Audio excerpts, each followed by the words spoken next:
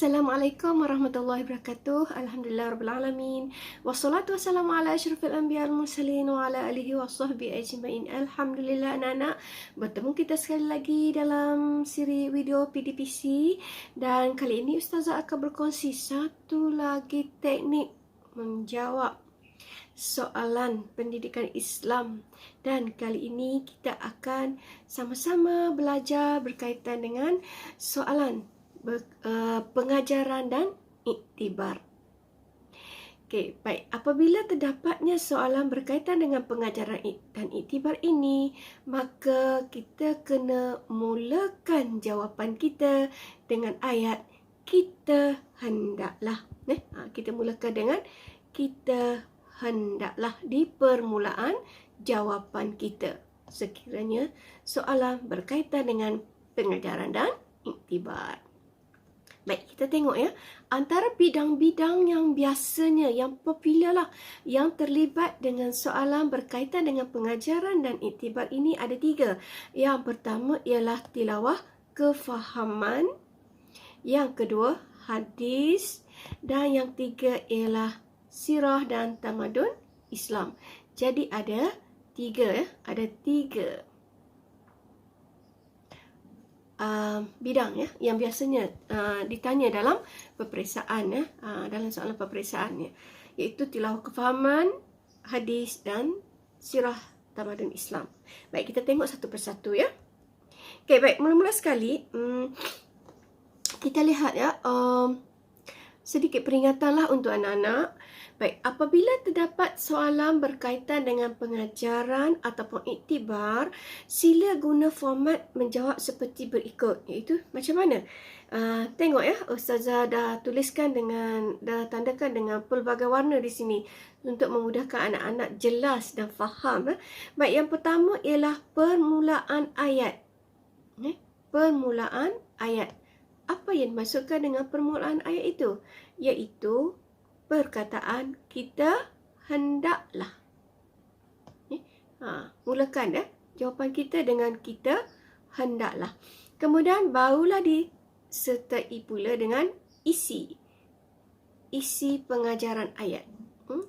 Yang ketiga, antara isi dan huraian, sebagaimana yang telah Ustazah maklumkan dalam video-video sebelum ini, antara isi dan huraian mesti ada kata hubung.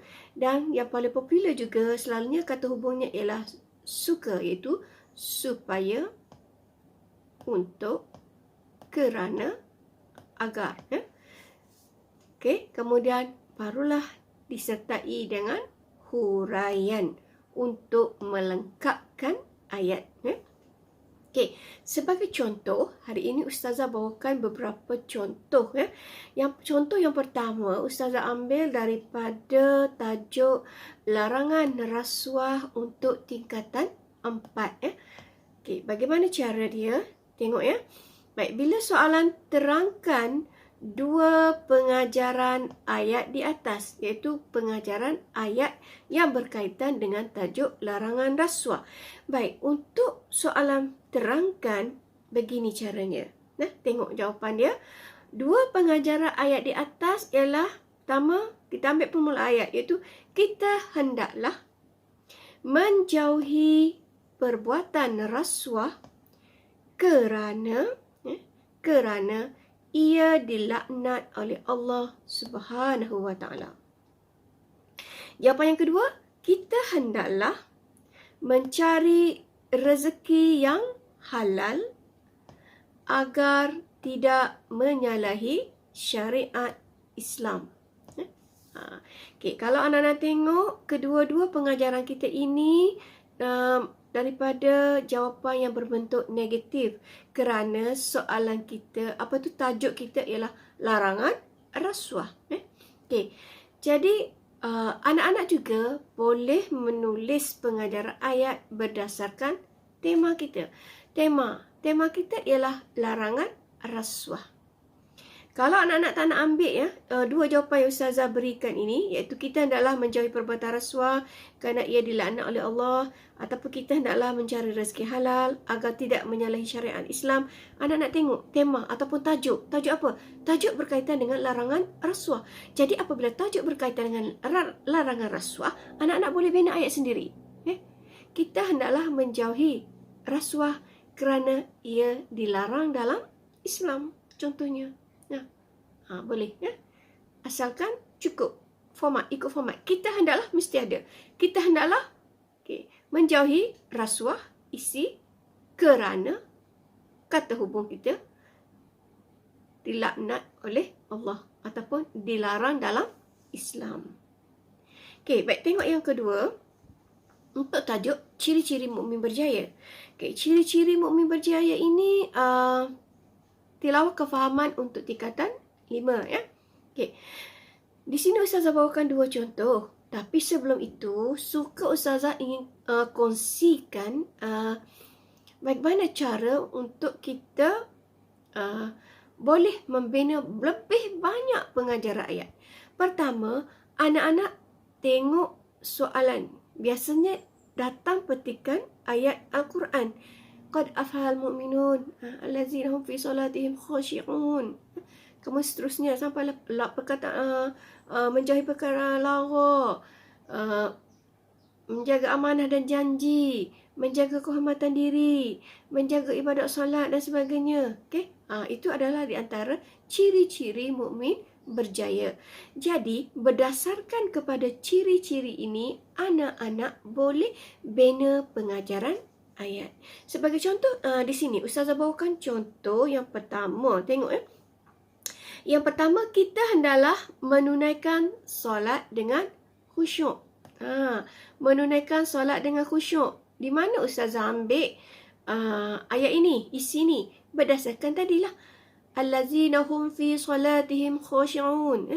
Itu orang yang mendirikan solat dengan khusyuk. Jadi kita ambil perkataan solat dengan khusyuk itu sebagai isi. Agar menjadi hamba yang bertakwa. Huraian. Sesuaikan dengan isi kita.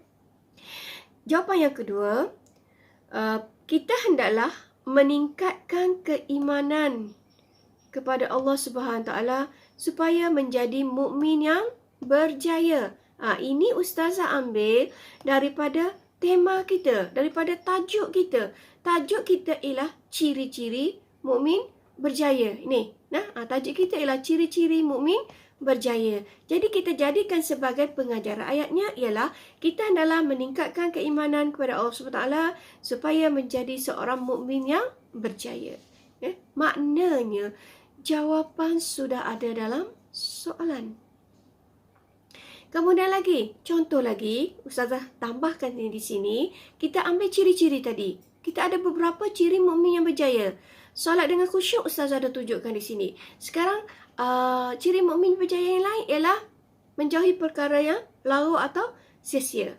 Bagaimana nak bina pengajaran ayat dengan menggunakan perbuatan sia-sia ini? Contohnya, kita hendaklah menjauhi perbuatan lara ataupun perbuatan sia-sia kerana ia dibenci oleh Allah. Kerana ia boleh merugikan masa kita. Itu sebagai huraian. Dan lagi, menjaga kehormatan diri juga merupakan ciri-ciri mukmin berjaya. Kita hendaklah menjaga kehormatan diri supaya dihormati oleh masyarakat ataupun supaya dikasihi oleh Allah Subhanahu Wa Taala. Maknanya anak-anak boleh gunakan ciri-ciri ini sebagai pengajaran ayat. Kemudian seterusnya kita lihat bidang hadis. Di sini Ustazah bawakan tajuknya ialah kemuliaan berdikari. Cuba nak tengok kemuliaan berdikari. Tajuk kita, tema kita iaitu berdikari ini merupakan satu perbuatan yang mulia. Jadi kita binalah dalam bentuk pengajaran. Ustazah bawa contoh di sini ialah kita hendaklah belajar hidup berdikari kerana ia sikap yang mulia. Kita ambil ni, berdikari, perkataan berdikari, kemudian kerana ia adalah sikap yang mulia. Kita ambil daripada tajuk. Ya. Jawapan yang kedua ialah kita hendaklah memandang mulia kepada pekerjaan halal walaupun hasilnya sedikit. Walaupun hasilnya sedikit. Itu contoh. Contoh. Baiklah, sekarang kita lihat tajuk yang seterusnya, itu juga daripada bahagian hadis berkenaan dengan hindari dosa-dosa besar. Hindari dosa-dosa besar. Di sini Ustazah ambilkan dua contoh jawapan bagi pengajaran untuk tajuk ini, iaitu yang pertama ialah kita hendaklah menjauhi perbuatan syirik kerana ia boleh merosakkan akidah. Menjauhi perbuatan syirik kerana ia boleh merosakkan akidah. Dan yang kedua, kita hendaklah mempertahankan keamanan negara supaya Islam dapat ditegakkan. Supaya Islam dapat ditegakkan. Jadi, di sini Ustazah ambil dua daripada jenis-jenis dosa besar sebagai isi untuk pengajaran kita. Sebagaimana anak-anak belajar, jenis-jenis dosa besar ada 7. Ada 7 dosa besar yang Ustazah rangkumkan menjadi perkataan di bawah ni. Ni perkataan di bawah ni. Sishila tumbuh mama. Sishila tumbuh mama. Apa itu sishila tumbuh mama? Si yang pertama tu, si yang pertama ni, si ialah untuk sihir. Shi yang kedua ialah untuk syirik. Lari daripada medan perang. Tuduh perempuan baik melakukan zina. Bu, membunuh. Ma, yang pertama ialah makan harta, makan riba. Kemudian ma yang kedua ialah makan harta anak yatim. Jadi ada 7 dosa-dosa besar di mana anak-anak boleh gunakan sebagai isi. Sishila tumbuh mama. Si untuk sihir, shi untuk syirik, la untuk lari, tuduh perempuan baik melakukan zina, bu bunuh, ma yang pertama makan riba, ma yang kedua ialah makan harta anak yatim. Kalau anak-anak nak buat pengajaran lain pun boleh. Contohnya, kita hendaklah menjauhi perbuatan makan harta anak yatim kerana ia dimurkai oleh Allah. Ataupun kita hendaklah menghindari makan riba kerana ia termasuk dalam salah satu daripada dosa-dosa besar. Ataupun kita hendaklah menghindari perbuatan membunuh kerana ia dimurkai oleh Allah ataupun dilaknat oleh Allah Subhanahu Wa Taala. Itu dia contoh. Contoh pengajaran yang boleh kita ambil berdasarkan kepada tajuk kita. Baik, seterusnya ialah 7 golongan yang mendapat naungan Allah Subhanahu Wa Taala. 7 golongan. Okey, 7 golongan ni Ustazah rangkumkan menjadi bawah ni. Bisikka. Bisikka. Apa itu bisikka? Bisikka. Ini adalah 7 golongan. B ni, B maksud benci. I ingat. S sedekah. S ni sedekah. I ibadat. K kasih. C ialah cinta. Kemudian A ialah adil. Okay. B benci. Apa benci? Itu benci seseorang yang benci kepada perkara-perkara maksiat. Benci. A yang pertama ialah ingat.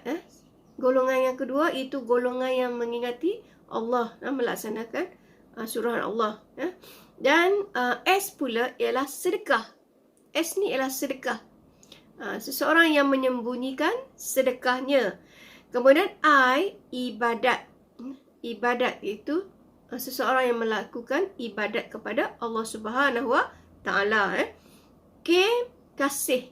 Iaitu golongan yang seterusnya, itu 2 orang pemuda yang saling kasih mengasihi kerana Allah, bertemu dan berpisah juga kerana Allah.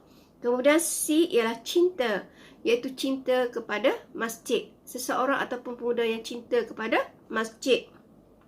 Dan A yang akhir sekali ni ialah adil. Adil itu ialah kepada pemimpin yang adil.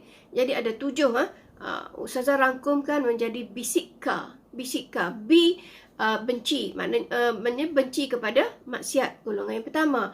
I, ingat, seseorang yang mengingati Allah, golongan yang kedua. S, seseorang yang menyembunyikan sedekahnya, 3 golongan. Golongan yang keempat, I juga, seseorang yang melakukan atau melaksanakan ibadat. K, 2 orang pemuda yang saling kasih mengasihi kerana Allah.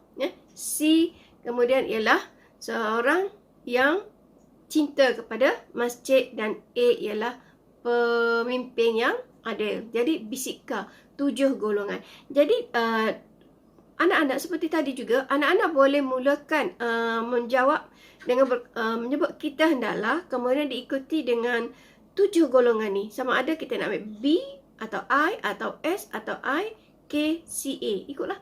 Contoh yang pertama ni Ustazah ambil, kita hendaklah berlaku adil dalam setiap tindakan. Ini adalah untuk golongan pemimpin yang adil, kerana ia merupakan suruhan Allah Subhanahu Wa Taala. Dan yang kedua ialah kita hendaklah saling mengasihi. Kita ambil perkataan saling mengasihi ni daripada mana? Itu daripada golongan 2 pemuda yang mengasihi kerana Allah, bertemu dan berpisah kerana Allah.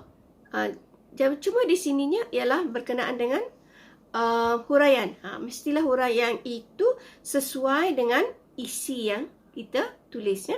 Okey, baik. Seterusnya untuk bahagian sirah dan tamadun Islam, di sini Ustazah ambil tajuk Ahmad bin Ibrahim. Di sini dia soalan tanyakan, terangkan 2 iktibar yang boleh diambil daripada keunggulan Ahmad bin Ibrahim. 2 iktibar. Jadi anak-anak jawab sebagaimana sebelum ni Ustazah sudah jelaskan.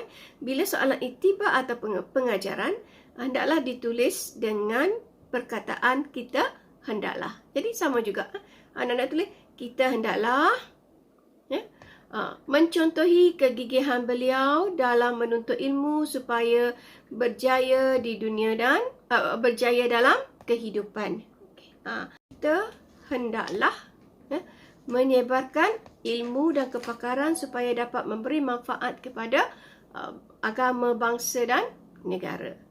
Itu contoh untuk tokoh. Contoh untuk tokoh. Sekarang kita lihat contoh untuk kerajaan. Di sini Ustazah bawakan mengenai dengan kerajaan Abbasiyah. Terangkan 2 iktibar daripada pemerintahan kerajaan Abbasiyah. Okey, 2 iktibar tersebut ialah kita hendaklah memilih pemimpin yang berwibawa supaya urusan pentadbiran berjalan lancar.